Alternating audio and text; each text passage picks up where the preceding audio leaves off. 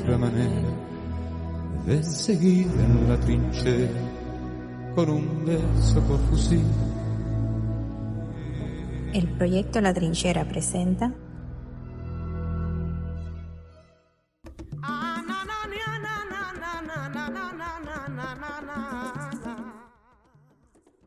Un saludo a quienes nos escuchan. Yo soy Miguel Alejandro Hayes y este es El Solar.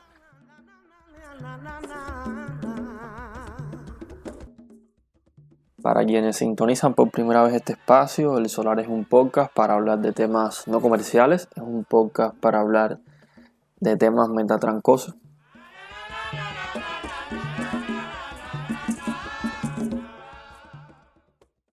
Muy buenas a todos los que se encuentran del otro lado del micrófono.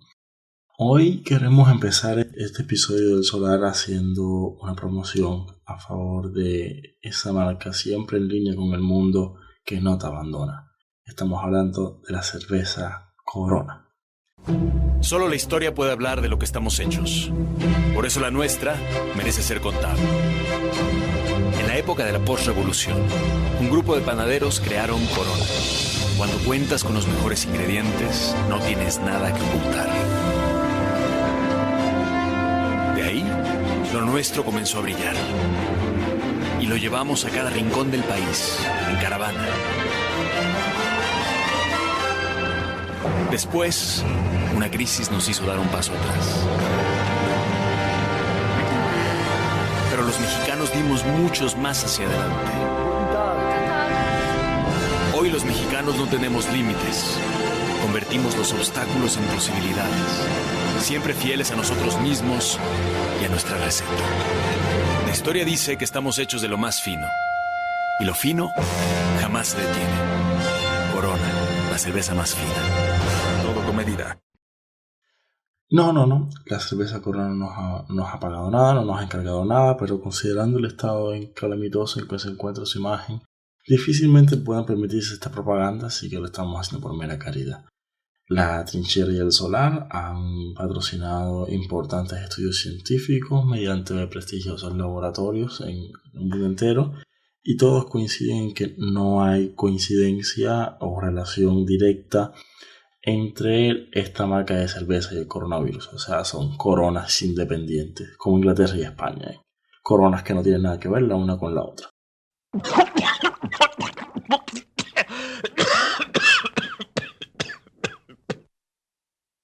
Y hablando de coronavirus, le informo que usted está escuchando la segunda parte del podcast dedicado a analizar cómo ha sido la evolución de Rusia en sentido general y concretamente la caída del comunismo, que fue en donde lo dejamos en la última o en la primera mitad de este podcast.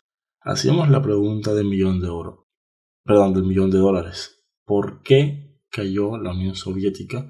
¿Por qué la debacle del sistema comunista significó o implicó la desintegración del Estado-Nación, de la Unión Federal?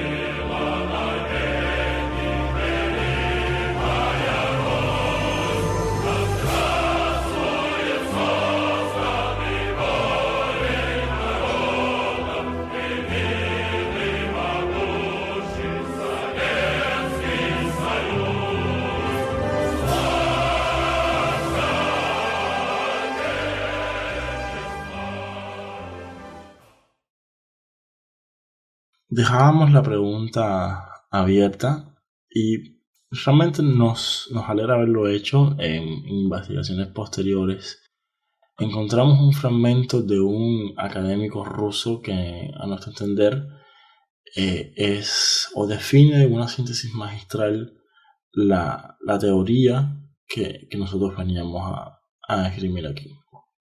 Argumenta Roman Gaidukov que en esta época comenzó en la Unión Soviética una especie de sovietización mediante la cual se caían todos los ídolos y principios que se mantuvieron firmes durante décadas.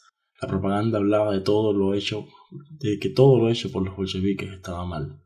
La revolución había querido destruir la moral y el alma rusos. Desde la Iglesia ortodoxa se ponía a los bolcheviques como satánicos. La religión volvía lentamente al poder, de forma que la guerra civil rusa del 17 al 23, en la cual la contrarrevolución había sido vencida por los rojos, a finales de la década de 1980, volvió en forma pacífica o de una guerra fría con letales triunfos de los blancos. La contrarrevolución llevaba a la destrucción de la Unión Soviética. En fin, básicamente a nuestro entender, y haciendo o sin querer negar los demás problemas que acompañaron a esta debacle, realmente lo que vino a dar el traste con el país fue el hecho de que sus autoridades abruptamente abjuraran de los principios que los sostenían. Contrario a lo que se piensa, al menos desde Cuba se ve este proceso de una forma con la que yo no estoy conforme. Se habla de Gorbachov, la culpa de Gorbachov, el rol que tuvo Gorbachov, y a otros sectores o a otros actores políticos y otros factores se les da una importancia pírrica, o sea, se les ignora olímpicamente. Estoy hablando concretamente de Boris Yeltsin. Mikhail Gorbachov, independientemente de lo que se pueda decir de él, sí tuvo un gran error, un problema de estrategia imperdonable.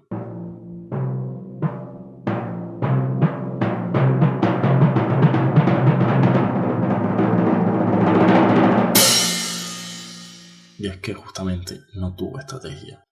Gorbachov era un hombre, a mi entender, o es un hombre que como primer secretario del PQS fue bastante bien intencionado. Él quería arreglar los problemas que había heredado en la Unión Soviética, pero con buena voluntad no basta. Debes tener una línea fija, una línea trazada que te permita fijar un horizonte. En un principio Gorbachov no lo hizo mal. En 1985, cuando él asciende al poder, siguió al menos durante los 2 primeros años una trayectoria similar a la de su antecesor, Andropov. O sea, buscando líneas reformistas dentro del sector duro comunista. No obstante, hacia 1987, ya habiendo desembarazado algunos elementos incómodos que le podrían haber hecho oposición en el seno del Partido Comunista, sí se lanza o da un giro en sus políticas hacia un mayor acercamiento, un mayor coqueteo con lo que es el capitalismo. No vamos aquí a extendernos necesariamente en este proceso de la perestroika y la decadencia. Solamente quisiera detenerme en el año 1991, en el verano concretamente, cuando Gorbachov se encontraba en su dacha en Crimea, veraneando, mientras que fue sorprendido por un golpe de estado dado por el sector duro comunista. Quien encabezó la respuesta a este nefasto hecho fue nada más y nada menos que Boris Yeltsin, en ese entonces presidente de la República Federativa Socialista Soviética de Rusia. Para cuando todo termina y Gorbachov regresa a Moscú, su autoridad material, su autoridad moral se había diluido. Era solamente presidente de la Unión Soviética en papeles. Realmente todo el mundo miraba, todo el mundo seguía a Yeltsin. Y Yeltsin, que pudo haber utilizado ese liderazgo, ese prestigio, de una forma constructiva de cara a lo que era enrumbar hacia un buen camino a todo el país, a la Unión de las 15 Repúblicas, decidió simplemente ser la voz o la manifestación de ese nacionalismo ruso, ojo, no soviético, ruso, que se estaba formando, y potenció finalmente la disolución y la caída de la Unión Soviética a despecho de Gorbachov. Si hubo aquí un gran culpable, al menos en términos sencillos, en términos inmediatos, de esta debacle, no fue Gorbachov, fue Boris Yeltsin, quien de hecho ignoró que meses antes el pueblo soviético, alrededor de un 78% en referéndum, las haya pronunciado a favor de mantener la unión de las 15 repúblicas.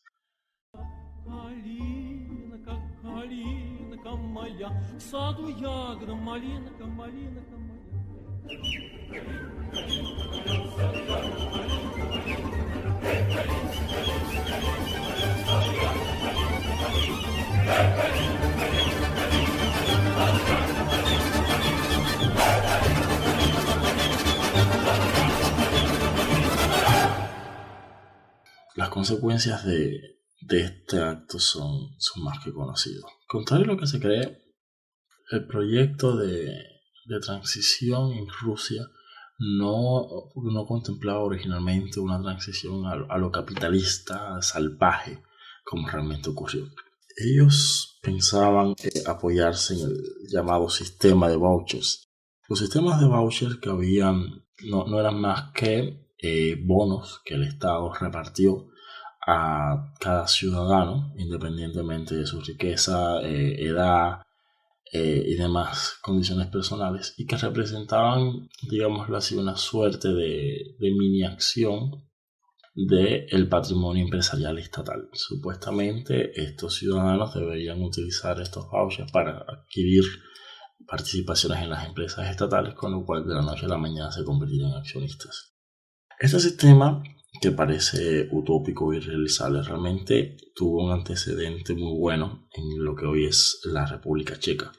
Realmente República Checa, gracias a esta forma de privatización, ostenta uno de los indicadores más admirables en lo que al índice de Gini se refiere, o sea, lo que es la igualdad social en cuanto a la distribución de la riqueza. No obstante, en Rusia habían situaciones de fondo que terminaron socavando este sistema también intencionado. Concretamente, una inflación malamente reprimida que había empobrecido a una población que estuvo dispuesta a cambiar esos vouchers que al fin y al cabo no entendían del todo para qué servían. O sea, se los intercambiaron a directores de las empresas, a antiguos líderes comunistas, o sea, personas que estaban bien posicionadas al punto de que estaban en condiciones de cambiar estos papeles que tenía el ciudadano soviético común a cambio de víveres, algo de ropa, algo de dinero líquido quizás. El caso es, este sistema también intencionado no sirvió, no pudo evitar la concentración o el surgimiento de una élite oligárquica empresarial que tenía vínculos o que emergía del antiguo sector comunista. En ese sentido, se dice que se podría apreciar que ya la antigua nomenclatura soviética, este establishment, ya desde los tiempos de Gorbachev y quizás desde antes ya venía preparándose para esta etapa. O sea, había una corrupción absolutamente empoderada en todos los sectores del estadismo soviético. Y bueno, este debacle no hizo más que ponerlo todo en evidencia, todo frente al espejo. Дорогие соотечественники, сограждане, в силу сложившейся ситуации с образованием Содружества независимых государств я прекращаю свою деятельность на посту президента СССР. Принимаю это решение по принципиальным соображениям. Я твердо выступал за самостоятельность, независимость народов, за суверенитет республик, но одновременно и за сохранение союзного государства, целостности страны. События пошли по другому пути. Возобладала линия на расчленение страны и разъединение государства, с чем я не могу согласиться. И после Алматинской встречи и принятых там решений моя позиция на этот счет не изменилась. Respecto a la caída del comunismo en Rusia, se esperaba que ello equivaliese necesariamente al advenimiento de una democracia liberal al estilo occidental. La evidencia o los hechos marcan que realmente no fue así. Alexander Solzhenitsyn, a quien una persona extremadamente crítica con todo este proceso de debacle y que, créanme, no puede ser ni remotamente acusado de comunista, toda vez que fue duramente arrepentido por el sistema, afirmaba que la segunda consecuencia de la quiebra del comunismo en la URSS debiera haber sido, como se afirmó al fragor de aquellos días de agosto, el inmediato advenimiento de la democracia. Pero ¿qué democracia puede crecer súbitamente en un terreno donde ha habido totalitarismo durante 70 años. En efecto, la democracia rusa o este sistema que se implantó no pasó de la mera formalidad. Téngase en cuenta que una vez que Rusia se independiza de la Unión Soviética, se encuentra con una constitución técnicamente perfectible que no deslindaba con claridad las competencias entre el presidente de la federación y las competencias del parlamento, con el pequeño añadido de que el presidente Boris Yeltsin era el abanderado de estas reformas pro-liberales, pro-mercado, mientras que el Congreso de los Diputados era una trinchera del sector comunista, del sector conservador opuesto a este proceso. El Parlamento negaba a Yeltsin la vía libre. Yeltsin intentaba implementar vía decreto el programa de privatización. El Tribunal Constitucional en muchas ocasiones tuvo que anular dichos decretos por considerar que el presidente no tenía competencias para ello. Y el presidente, comportándose más como un zar al estilo de Iván el Terrible quizás, respondió bombardeando la sede del Parlamento, disolviéndolo obviamente, y presentando directamente a referendo un proyecto constitucional que, una vez aprobado, se convirtió en la Constitución de 1993, que con ciertas reformas aún sigue vigente hasta el día de hoy. Esta forma de ser aprobada tan burda, tan abrupta, no solamente va a sentar un precedente nefasto en lo que es la institucionalidad y la política rusa como tal, sino que al ser una cuestión de las alturas, o sea, presidente versus parlamento, desde la perspectiva de ciudadanos rusos serán políticos contra políticos, líderes contra líderes, utilizando a los militares a su antojo. El ciudadano ruso no va a sentir que la constitución sea como algo propio. Va a estar, digámoslo así, enajenado un tanto de toda esta situación, y por ende ello va a frustrar aún más las posibilidades de que surja una auténtica democracia. ¿Y qué democracia se podría implantar en este país? Solzhenitsyn hablaba sobre esta contradicción existente entre una enorme masa en las provincias, en las aldeas, y una minoría occidentalizada que habitaba las ciudades. Cita textual. Solzhenitsyn hablaba de la necesidad de reivindicar o de buscar una democracia que se erigiese desde lo local, desde la municipalidad, los rayones, como le llaman en Rusia. Y realmente no es una idea descabellada. Rusia tiene una gran tradición de comprender desde lo local. Estamos hablando inclusive desde la época imperial, cuando el zar Alejandro II introdujo los zemstvos en el imperio. Los zemstvos, eran determinados consejos con cierta competencia territorial, desde los más locales hasta quizás los más territoriales, asemejándose o llegando a alcanzar inclusive provincias enteras, que si bien es cierto que no fueron democráticos en absoluto, muchos de ellos estaban dominados por la nobleza local, sí lograron tener una comprensión de lo local, sí lograron representar ciertos intereses de la localidad, y dado los estándares rusos se podría ver ahí el germen o una semilla de una cierta lógica de democracia. Pero bueno, ello por cosas que exceden este podcast realmente no funcionó, se vio frustrado.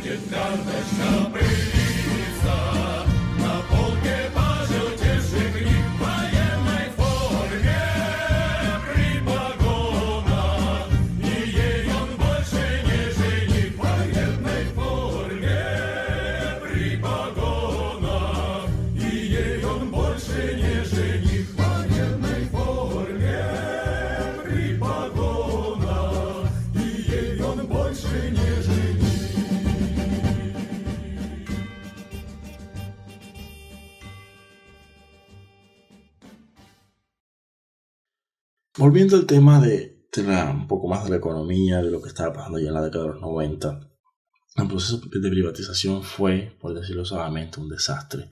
Tuvo unos costes humanitarios, económicos y sociales terribles. El vicepresidente, inclusive del propio gobierno de Yeltsin, calificó esta situación como genocidio económico, al punto de que en las elecciones presidenciales de 1996 no era absolutamente previsible que el principal candidato de la oposición comunista, eso lo dice todo, pudiese llegar a la presidencia. Yeltsin y la élite que lo acompañaba, aterrados, buscaron el apoyo en la nueva élite gubernamental. Buscaron el apoyo en Occidente, que a través del FMI siguió enviando préstamos o socorros a Rusia, socorros que la verdad que le serían bastante caros de pagar. Y aliándose sobre todo con el nuevo sector mediático, el sector mediático privado, logra manipular el estado de opinión al punto de que por un escaso margen logra imponerse en las elecciones del 96. Pero este favor o este apoyo no fue gratis. Por supuesto, lo que Yeltsin tuvo que prometer tras bambalinas en campaña, lo estuvo pagando durante todo su mandato, del 96 al 99, si mal no recuerdo, cuando se vio obligado a renunciar de una vez por todas. Durante este periodo, si anteriormente había habido corrupción, en este periodo la corrupción simplemente se institucionalizó de una vez por todas. Yeltsin regaló o se deshizo a unos precios irrisoriamente bajos de los bienes del Estado remanentes, y realmente se vio el caos, cundir la anarquía y el desastre, hasta que finalmente se viese obligado, tanto por cuestiones de salud como debido a una popularidad que rondaba, si mal no recuerdo, el 2%, se vio obligado a dimitir, y según lo que establece la propia constitución rusa, subió al poder el que entonces era su primer ministro, el hoy extremada y absolutamente célebre Vladimir Putin. Digo célebre por un motivo o por otro. Vladimir Putin, desde un primer momento, logró ganarse al menos el respeto, sobre todo de sectores tan importantes como el militar. Rusia estaba embarcada en la guerra de Chechenia, y el primer ministro destacaba o se desmarcó del resto de la clase política por hacer algo que hoy nosotros pensaríamos que, bueno, una mera formalidad burocrática, pero que realmente dice mucho en aquel contexto del entonces primer ministro. Vladimir Putin, primer ministro de la Federación Rusa, firmaba las órdenes de maniobras militares en Chechenia.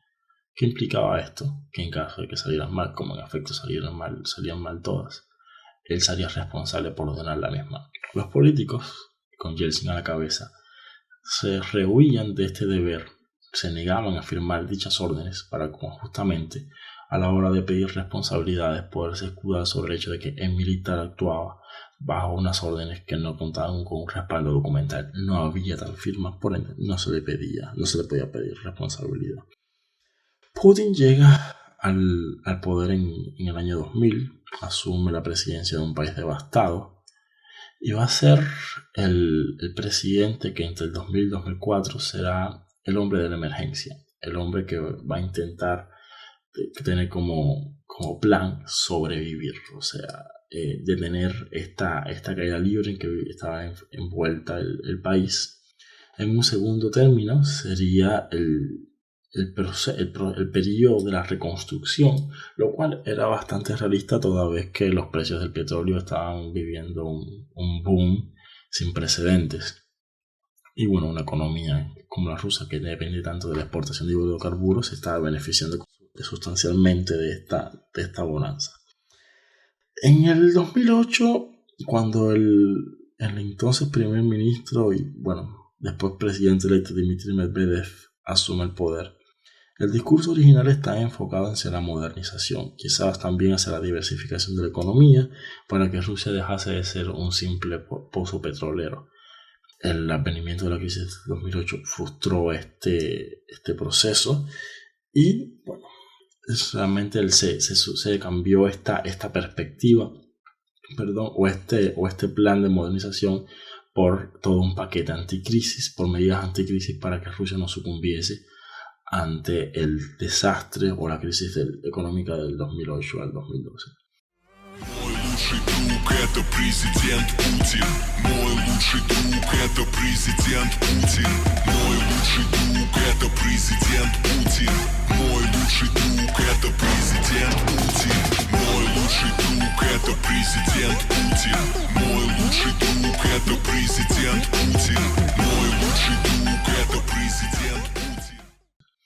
Putin es reelecto en 2012, todos lo sabemos, y empieza a vender la imagen de la presidente que va a buscar salvar o asegurar la visión o asegurar un lugar en el mundo para Rusia.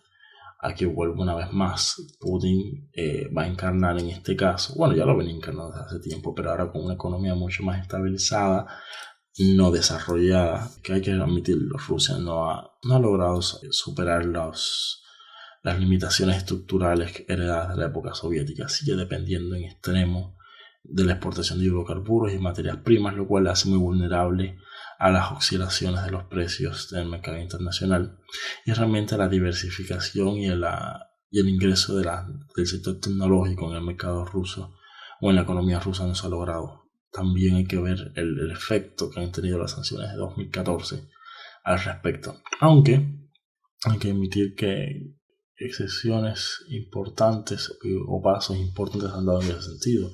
Háblese del Parque Industrial Tecnológico de Skolkovo en Moscú o en la República de Tatarstan, donde se encuentra otro parque también análogo.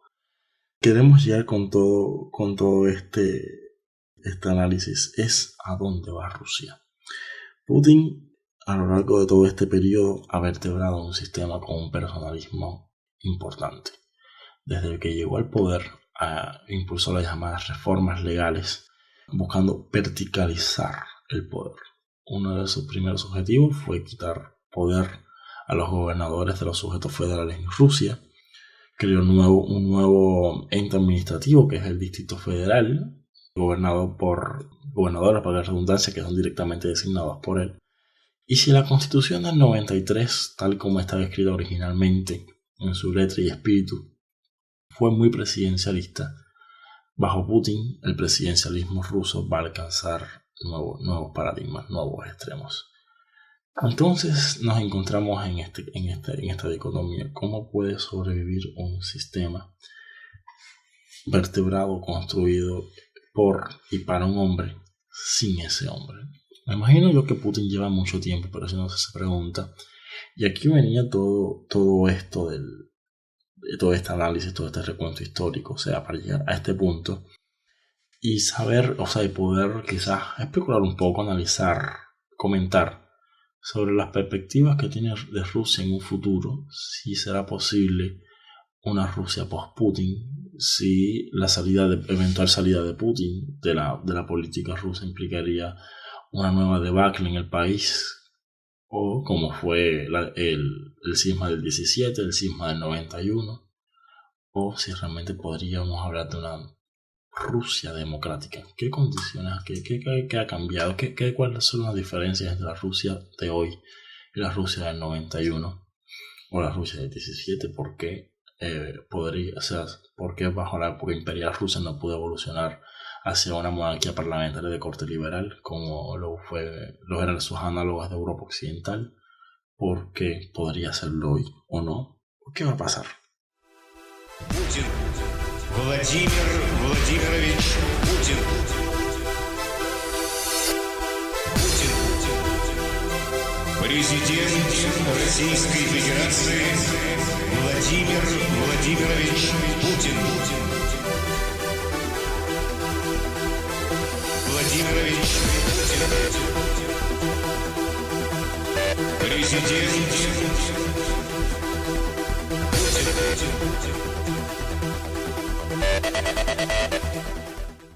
Putin fue electo en 2018, cosa que no sorprendió a nadie. Fue reelecto presidente para un mandato de 6 años que debe terminar en 2024. Él recientemente sorprendió a Rusia, al mundo, inclusive a los propios diputados de la Duma, al anunciar importantes transformaciones en la Carta Magna que algunos analistas en Occidente han señalado como una estrategia, una forma de lograr perpetuar al menos 8 años más la permanencia de Putin en el Kremlin. Otros, a cuyo criterio más filio, consideran que realmente se trata de una forma de iniciar una transición ordenada, parafraseando a Francisco Franco, para dejarlo todo atado y bien atadito. Y yo repito, soy de ese criterio. Putin, a la hora de anunciar todo este paquete de reformas, a las cuales vamos a analizar o comentar sucintamente, hablaba sobre la necesidad de que Rusia continúe siendo una república presidencialista fuerte, que dado el historial de Rusia, su cultura, sus tradiciones, un sistema parlamentario en Rusia sería insostenible. Eso, independientemente de que él tenga razón o no, hay que admitirlo. Tiene razones, por lo menos. Rusia es un país de líderes, o sea, un país que cuando el líder en cuestión no ejerce con la fuerza con la que se podría esperar, el país termina yendo a la debacle. Eso fue lo que pasó con Nicolás II, eso fue lo que pasó con Gorbachev. Pero, paradójicamente, las reformas impulsadas o propuestas por Vladimir Putin vienen justamente a debilitar la presidencia del país. Después de una reforma constitucional promovida durante la era Medvedev, el mandato presidencial se extendió de 4 a 6 años. Es por eso que Vladimir Putin gobernó desde 2012 a 2018 y de 2018 recibió un nuevo mandato de 6 años. La constitución rusa determina que el presidente puede gobernar por 2 mandatos consecutivos, o sea, habría un tercer mandato en el que no sería pasible de ser candidato, y un eventual mandato sí podría repostularse, que fue esto justamente lo que hizo con Medvedev en 2008. Con esta nueva reforma, los periodos presidenciales vuelven a ser solamente de 4 años y se prohíbe absolutamente la reelección del presidente. O sea, una vez que se termine el segundo mandato, esta persona no será para nada susceptible de poderse reelegir. Pero otro punto que sí me llama la atención poderosamente es lo relativo a la influencia del presidente de cara al gabinete, de cara al gobierno. Actualmente, ¿cómo funciona o cómo ha funcionado desde la época de Yeltsin? El presidente nomina un candidato y es el Parlamento, o la Duma, la Cámara Baja, quien está llamada a ratificarlo. Si el Parlamento o la Duma rechaza 3 candidatos de forma consecutiva, el presidente puede disolver a la Duma. O sea, a la larga el Parlamento sabe que tiene las de perder. Por ende, va a ser muy cauto a la hora de rechazar un candidato presidencial. En este caso, los roles se invierten. En la propuesta que está impulsando Vladimir Putin, que de hecho vendría a homologar en este sentido mucho a Rusia, a lo que es la dinámica francesa, el legislativo, quien propone al primer ministro, y el presidente está llamado a ratificarlo, ¿no? Y una vez que esté nombrado o ratificado esta persona como primer ministro, el primer ministro, jefe de gobierno, previo acuerdo con el legislativo, nombrará a los ministros.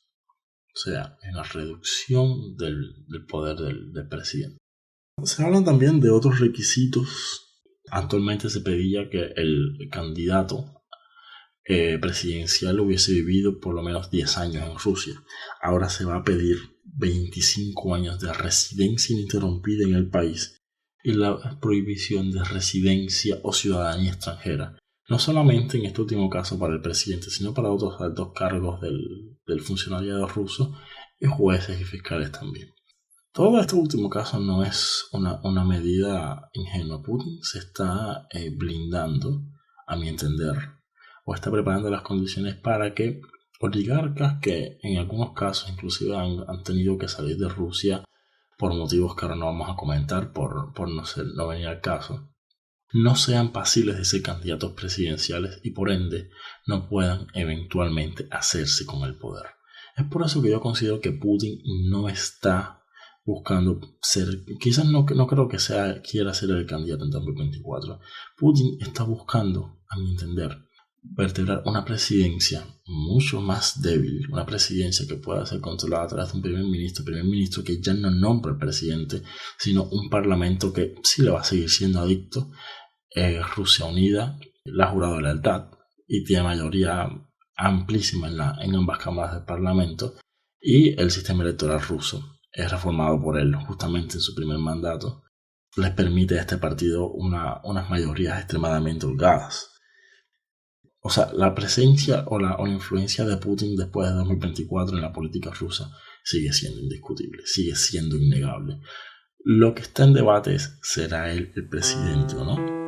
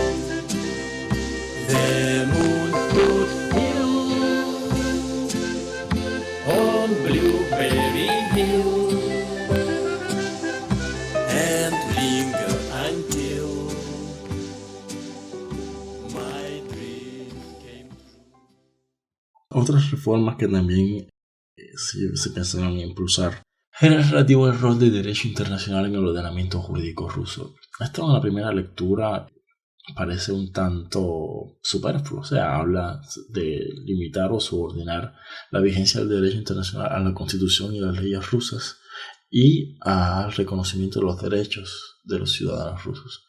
Este discurso, que en primera instancia podría parecer absolutamente correcto, sin ningún tipo de polémica, realmente no es para nada ingenuo, está muy bien intencionado. Y creo que viene dado a intentar legitimar, o es la respuesta que desde el ámbito jurídico-político da Rusia hacia una comunidad internacional que no reconoce la fusión o la anexión de Crimea hacia la Federación.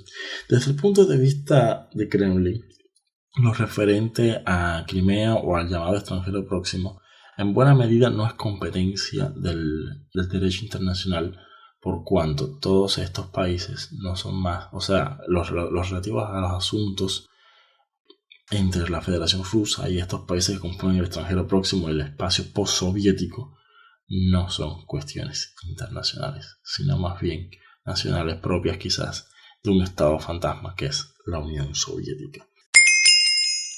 ¿Qué va a pasar en 2024? Putin va a querer reelegirse porque, otra cosa, el marcador se vuelve a contar a cero. O sea, a los efectos legales, el constituyente va a determinar que toda persona, independientemente que haya desempeñado o no el cargo de presidente de la Federación Rusa, siempre y cuando cumpliese con los requisitos que va a establecer la Constitución en su momento reformada, podría postularse nuevamente a la presidencia. También se hablan de otros aspectos, de otros, reforzar quizás un tanto el rol del Consejo de Estado. El Consejo de Estado fue un órgano que creó Putin en su momento para consolar un tanto a los gobernadores de los sujetos federales por el hecho de que en este proceso de reforma legal impulsada por Putin, dichos gobernadores perdieron la condición de senadores, de miembros del Consejo Federal, del Senado ruso, como se le conoce popularmente en ese país, y por ende perdieron los fueros y la inmunidad parlamentaria, o sea, eran pasibles de ser juzgados mucho más directamente. Hasta este momento el Consejo de Estado ha jugado un rol meramente ceremonial, recomienda políticas, pero todo, repito, muy ceremonial. ¿Qué nuevo rol se le daría a este Consejo de Estado e institucionalidad rusa? Repito, lo que veo es que Putin se está moviendo hacia buscar un establishment que le sea funcional, o sea, una dinámica política en la que él pueda seguir influyendo. Si se quiere ver a lo Deng Xiaoping, o sea, Deng Xiaoping fue el líder chino que impulsó todo el proceso de apertura a la economía, toda esta innovación del llamado socialismo con características chinas, y que durante muchos años de su vida política realmente no ocupó ningún cargo formal, pero todo el mundo veía en él al líder real de la República Popular China. Quizás Putin esté buscando en esto ser quizás el Deng Xiaoping ruso en este contexto. Habría que preguntarse, ¿y los rusos van a aceptar esto? ¿Qué opina la opinión pública rusa? ¿Qué está pasando en Rusia? ¿Qué considera Rusia? Bueno, en este caso vuelvo a citar a Solzhenitsyn, lo que decíamos de él hace un rato, cuando hablaba de este divorcio entre las ciudades y el campo, y en buena medida la enajenación o la indiferencia que siente el ciudadano promedio. Y no creo que sea un rasgo exclusivo de Rusia. Me parece que en el mundo entero el ciudadano promedio está bastante desvinculado, intenta desvincularse bastante de la política, lo cual es bastante peligroso y bastante nocivo. Irresponsable incluso, diría yo. Pero bueno, en el caso ruso hay una particularidad, y que es producto quizás del mismo éxito que ha tenido Vladimir Putin en todos estos años que lleva en el poder. Rusia tiene hoy por hoy una clase media consciente de sí misma. ¿Y por qué digo consciente de sí misma? Si nos referimos a la clase media en términos estrictamente económicos, en términos de paridad de poder adquisitivo, de capacidad de adquirir bienes y servicios, uno podría argumentar que en los 60, en los 70 inclusive, antes de que eso viniese esta debacle económica, Rusia tuvo, o la Unión Soviética tenía, una clase media. Pero esta ciudadanía no se veía a sí misma como tal. Se veía a sí misma más como el sector proletario, el sector obrero, en el seno de un país socialista que estaba construyendo el socialismo y que aspiraba a llegar al comunismo. Hoy por hoy en Rusia, el ruso medio no tiene ni remotamente esas concepciones. Se concibe en todo caso a sí mismo como un sujeto de clase media, a lo estándar de la comunidad internacional. Yo tengo la teoría quizás disparatada, quizás errada, pero bueno, es mi teoría. Y no lo leí en ningún lado, o sea, simplemente un día me sorprendí pensando un poco de bobería justamente en el tema del coronavirus y se me ocurrió esto.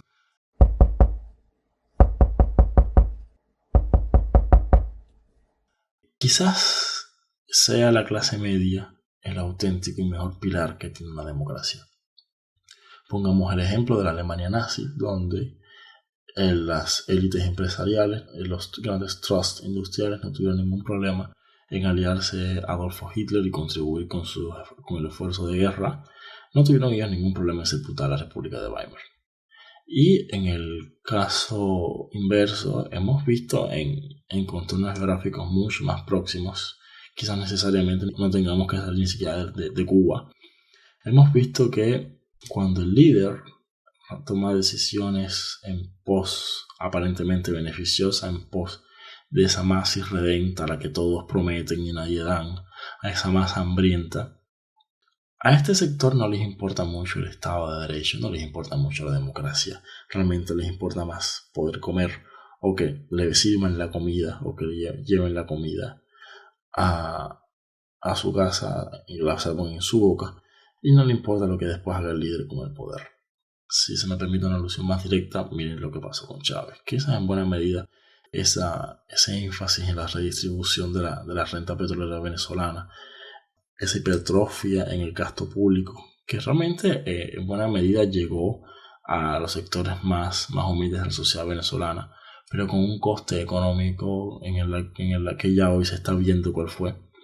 Quizás, repito, en la ausencia de en ambos casos de una clase media fuerte, una clase media que, dado su poder, su concepción de sí mismo, sus intereses de clase y su volumen numérico, no puede tener una relación tan cercana con el líder, no puede codearse con él, como si puede hacerlo un puñado elitista que controla el país económicamente, o que no necesita necesariamente que venga el gobierno a subvencionar todo, porque al ser clase media tiene cierto poder adquisitivo que le permite satisfacer al menos sus necesidades básicas. Creo yo que aquí está al menos es un buen elemento nivelador para la democracia. Pienso yo que aquí está la clave de por qué eventualmente la democracia en Rusia sí puede funcionar. Repito, Putin no se va de la política rusa en 2024.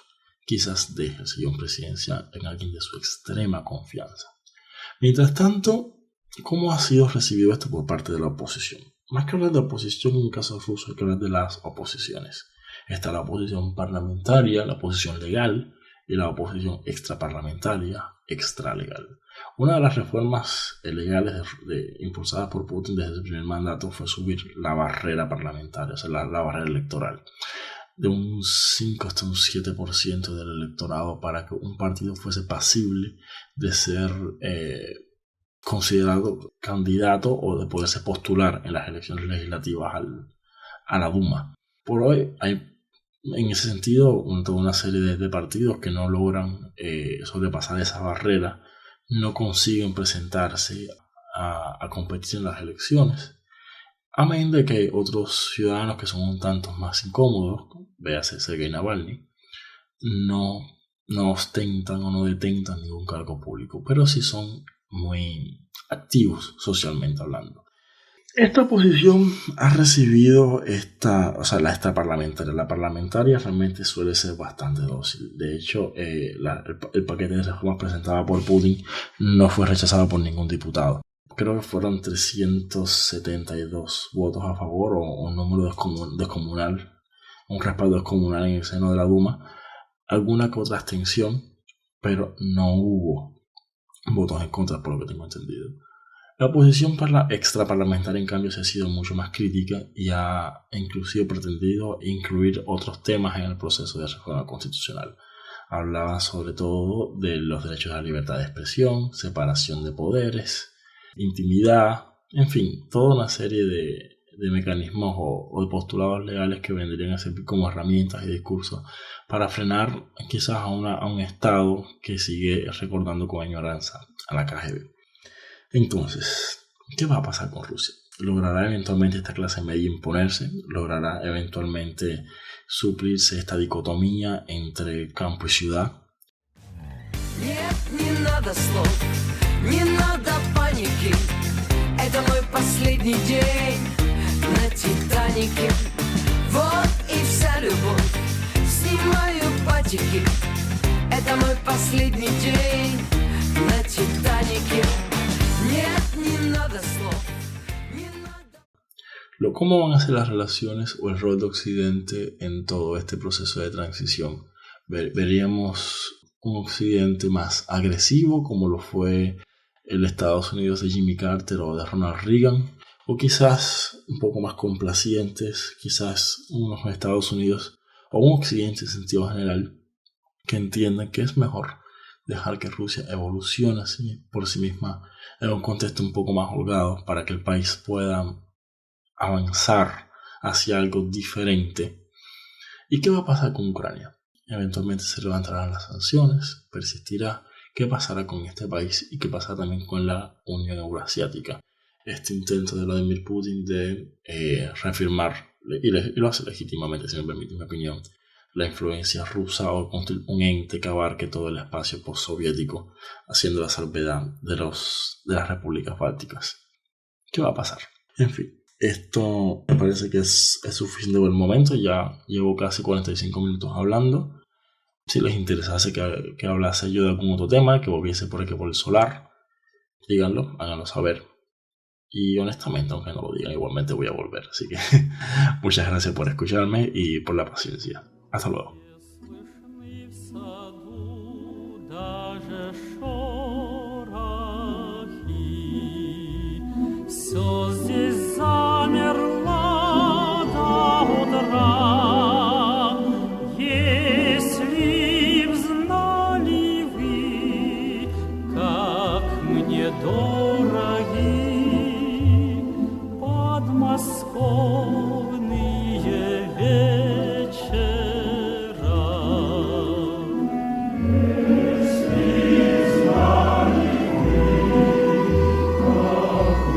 Oh